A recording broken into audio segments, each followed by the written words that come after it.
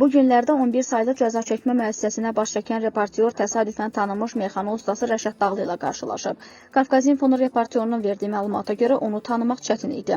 Xeyli arıqlayıb, saçları ağarıb, əvvəlkindən daha susqun və ciddi görkəmdə idi. Məlumata görə sənətçi müəssisədə idmanla məşğuldur və fiziki dəyişikliyinin əsas səbəbi də budur.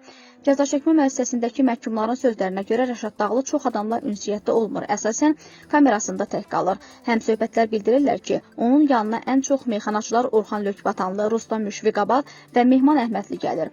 Məhkəmə prosesləri zamanı da bu şəxslər onu tək qoymamışdılar. Adı çəkilən digər sənətçilər, Baləli və Pərvez Bülbülənin isə son vaxtlar ziyarətləri daha az müşahidə olunub.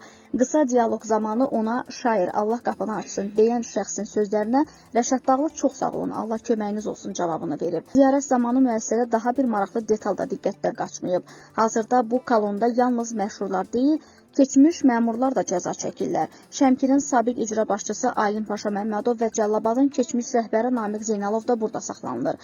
Qeyd edək ki, Rəşad Dağlı 2022-ci ildə qonşusunu qətlə yetirdiyinə görə 9 il 6 ay müddətinə azadlıqdan məhrum edilib.